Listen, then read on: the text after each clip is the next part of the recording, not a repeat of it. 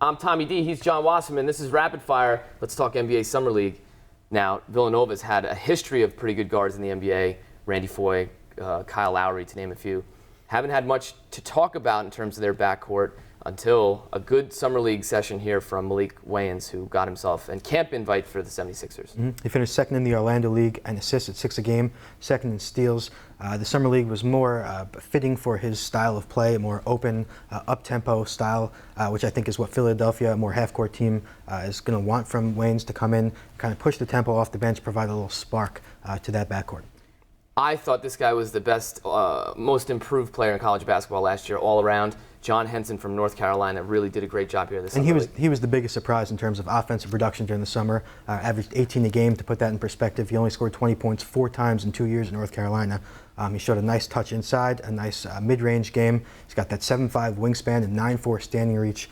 So he's got great measurements, a great touch inside. He's going to be a nice interior replacement from Andrew Bogut. Definitely going to help the Bucks out. Let's see how many games and minutes he can play. He's a little frail. One guy who isn't, who I really like, one of my favorite players in the whole draft, which wish the Knicks had him or figured out a way to get him, John Jenkins, had a great camp for Atlanta. Jenkins was great during the summer. He shot 50% from the floor, 44% from downtown. Those are really efficient numbers for a player who plays that far away from the basket. His best strength, other than the fact that he's a lights-out shooter and his quick release, is his ability to get open. You see so many elite college shooters who can't get open, and that's why they don't make it to the next level. Jenkins runs his defender ragged, runs off screens well, knows when to put the ball on the floor, when to use a pump fake, averaged 15 a game during the summer, really efficiently. How much am I underrating this next guy? I haven't really talked much about him. I know he could play. We know what he did with Kemba Walker.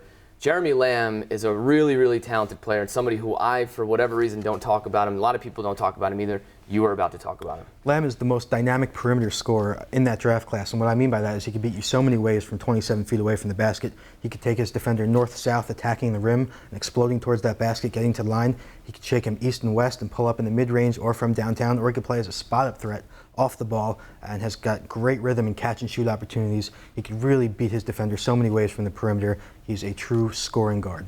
The kid who I thought was the best player in the draft, without question, was Damian Lillard. And listen, I get a couple right, I get a couple wrong. It looks like I got this one right, at least from what we saw over the summer. He was the MVP of the Vegas League, averaging 27 a game, 5 assists, 4 rebounds. And what really stood out about Lillard were his floor general qualities, a term that gets thrown around too loosely. He shows a great balance between scoring and playmaking, and he does it in a timely fashion.